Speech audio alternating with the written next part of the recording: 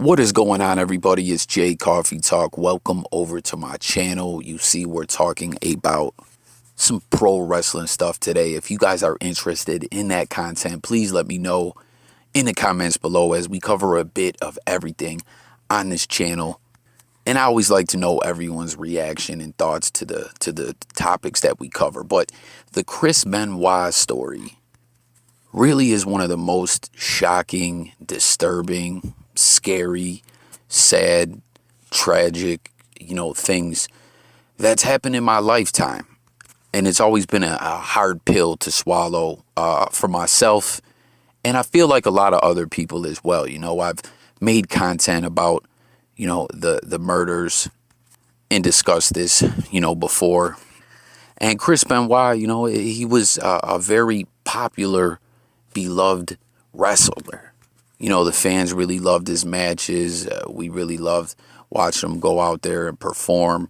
All the wrestlers, from what we've heard them say about him in the locker room, just was that Chris was a stand-up guy and just was dedicated to his craft and to the lifestyle and everything. So when what happened, after I myself, and I'm sure everyone else, got over the original shock of it all, we just did not want to believe it. But over time, I think we've all kind of come to terms with it, and with the dark side of the ring, very, very sad to watch. It was good to see Chris Jericho help Benoit's son out. I really felt bad for him. It seemed like he had been outcasted and just kind of left on his own, dealing with everything that happened. And I don't know, but I just feel like the resemblance of him looking so much like his dad probably reminded a lot of the people affected by what happened of it all very much. I don't know. I could be wrong, but comment, guys, and let me know if you agree. But it was good to see Chris Jericho and Chavo Guerrero kind of help him out and reunite him, with relatives and such. But, comment and let me know your guys' thoughts on all of this. Once again, if you're new over to this channel, a big part of this channel is talking with, the people, with you guys.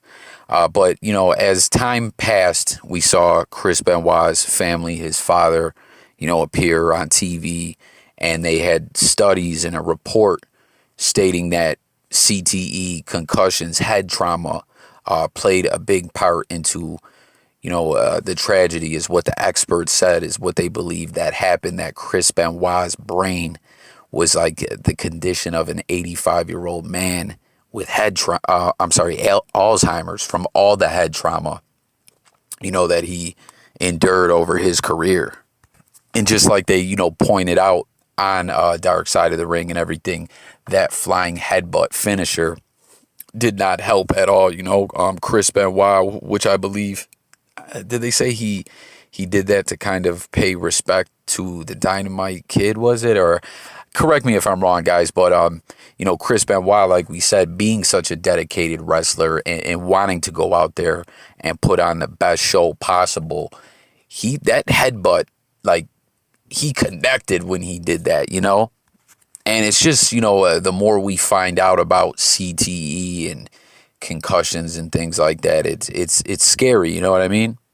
There's been numerous athletes, Junior Seau, as I know there's been a debate where some believe that it was CTE related. I believe some people were saying it wasn't, what happened with Junior Seau. And real quick, Vincent Jackson, who I had been making some content about his passing on this channel, I haven't heard much about that since, but that he was going through some mental issues. I don't know that it's CTE related, but I'm just surprised there hasn't been much more news updates on what happened. RIP to all the names I'm mentioning, But all in all, with everything we're talking about here, once again, about Chris Benoit, it's just still hard to accept, even though I feel like everyone's kind of moved on and accepted it. And we know that the life of a professional wrestler is a tough life. Getting to the top of the mountain, so to speak, and appearing on WWE and getting the big money and everything, it doesn't last for everyone. A lot of guys can be in and out of there it's a crazy life. They're on the road all the time. And, there's a lot of guys that are older who are a big draw, but that are still making appearances and, autograph signings and things like that to get by. And a lot of these guys don't have health insurance and, have nagging injuries. And what I wanted to get into and talk about on this video is a wrestler by the name of Mikey Whipwreck. I don't know if, a lot of the wrestling fans, if you guys are familiar with them. I mean, I know a lot of people are, but the newer fans to pro wrestling might not know who he is, as he's an ECW legend, held all the titles over there. It's kind of interesting. Once again, guys, correct me if I'm wrong. I know I'm kind of on point with this, but I believe he originally wasn't even a wrestler, that he was a guy, part of like the ring crew or something like that, or, guys who would work and set up the arena for ECW back in the day, and ended up getting into wrestling and learning how to take bumps and everything like that. And I remember there was a storyline they did where him and Cactus Jack became tag team champions. And they would always win like almost on accident in a comical way, because in the beginning, Mikey Whipwreck was kind of like a jobber. Correct me if I'm wrong again. Once again, guys, I don't claim to know everything when I make these videos. As I stated, how a big part of the channel is hearing what the people got to say. Don't be shy if I'm wrong about something. Tap in, let's talk. But anyways, Mikey Whipwreck, when ECW came onto Raw, in like 95, 96, 97, whenever that was, when, Sabu jumped off the Raw sign and everything. Rob Van Dam competed, he dubbed himself Mr. Monday Night. And I'm not talking about the invasion angle. I'm talking about when they just were doing cross-promotional stuff, I know Mikey Whipwreck wrestled on that episode, and he ended up being signed to WCW for a while, as a lot of ECW guys were, at a point in time. Sabu, Sandman as Hardcore Hack, who I just watched a really great video about on Marky D's channel. I really like that guy's stuff. For all wrestling fans out there, I recommend that you guys go check out his channel if you have not done so yet. He highlights different runs in different wrestlers' career. It's real interesting. But Sandman was over there. I'm sure everyone remembers right before the year 2000 hit, WCW was going heavy with the hardcore stuff, as WWE had implemented a hardcore title, which made for some really exciting matches and stuff like that, which I enjoyed before they ever had that 24/7 rule. I didn't like that at all. And now we know today we got the 24/7 title. I'm not so big on that. But back then, WCW signed a lot of those guys and many other guys as well, like Benoit, Rey Mysterio, Guerrero. But Mikey Whipwreck, became a solid guy. Had a lot of great matches, and since his wrestling days have been over, from my understanding, he is a trainer nowadays, and he is on the road making a lot of appearances. And he just put out this statement the other day that kind of, brought up this whole Chris Benoit situation and CTE and everything we're talking about here, where based on what he's saying, I feel like he's kind of putting it out there that he may believe indeed that he's being affected by CTE, and he's kind of taking a step back and relaxing to try to get everything under control. And when I'm saying all this, I'm not saying Mikey Whipwreck was going to lose it and what happened with Chris Benoit was going to happen with him. No, that's not what I mean. I'm just saying it's good to see a guy, saying, hey, I'm not doing so good mentally, and my health is kind of deteriorated, and, all the things that are happening are kind of freaking me out a little bit. I'm going to take some time off. It's good to see, him deciding to take care of himself and look out for his health and his family, because the name of the game, like I was saying, is a lot of these guys push the limit. They feel the strain on their body and their health, and at sometimes their mental health, but they got to keep going because they got to get that check, But Mikey Whipwreck put out this following statement that I'm going to share with you guys via his Twitter, his social media, to let fans know why he wasn't going to be at appearances. He said, I want everyone to know I'm not stopping all public appearances after this weekend out of anger or bitterness. I could go in a long, drawn-out explanation.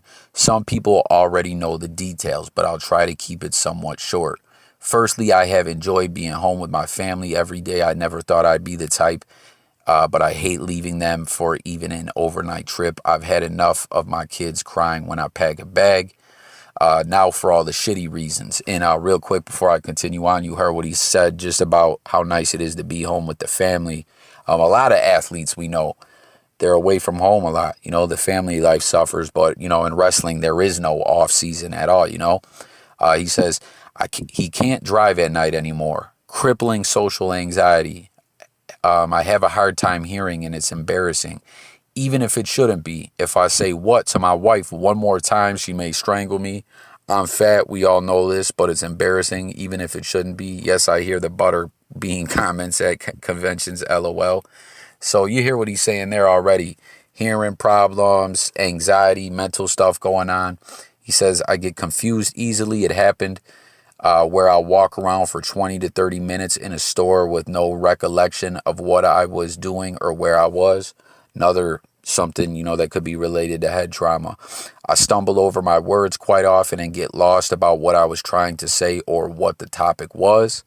I have pretty intense mood swings. I'm able to mostly keep them in check, but sometimes it's a big challenge. I'm beginning to stutter and stammer a lot. It's embarrassing, even if it shouldn't be. I have major migraines practically every day for 6 to 8 hours behind my right eye, and it's getting harder and harder to deal with. It's worn me down over the years and sucks. So before I continue on, guys, I mean, like I said, I'm no doctor, but based on what we're hearing in here, you know, it sounds like CTE or what we hear CTE is, or just, you know, a lot of head trauma over the years. And then as he continues on, he says, keep in mind, I've had 14 concussions that I remember, in parentheses. And then he says, and they could very easily well be playing a huge part in all this, or they may have nothing to do with it. I'm leaning towards yes, but honestly, it's probably a combination of things. And then he says, my wife is a saint. I can't thank her enough for her love and patience in dealing with me. All things considered, I'm blessed beyond words and thankful for her and the kids. And then he put Mikey. So once again, guys, you know, he kind of says in there, he's leaning towards, yes, it has to do with the concussions. And he's saying 14 that he can remember or probably were diagnosed, you know. I mean, guys, I've had my bell rung before. It's not fun. You know, I've had it rung in a couple fights. I think I've caught a concussion actually playing organized sports when I was younger, you know. Back in the day, people didn't know about this. People would just push on. And, you know, we see what's happened with a lot of guys, like I was saying earlier in this video, and it's scary, you know. It's scary stuff. So I just kind of wanted to point this out that Mikey Whipwreck, I think this is cool that he shared this with his fans, you know, so the fans know what's going on, why he isn't doing the appearances. But also, it's just good for this info to be out there in the atmosphere.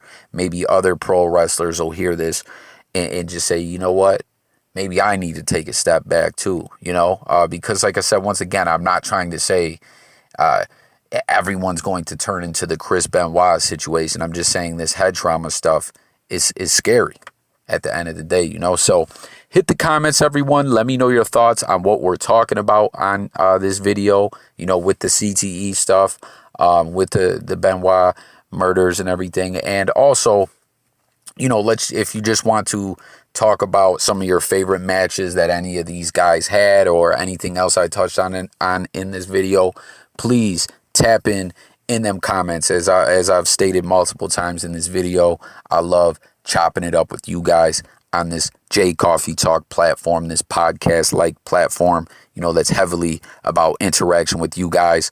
Lastly, please don't forget to shoot me that subscription. You know, hit the bell, the like. It's free, guys. You know, I love making this content. The interactions help the platform grow. And stay tuned, guys. Like I stated, I put out a lot of different content if you're new to the channel. Music, sports, current events, all kinds of stuff, you know. Stay tuned. Thanks for watching. Let's talk in them comments. I'll catch you guys on the next video. Have a great day. Peace.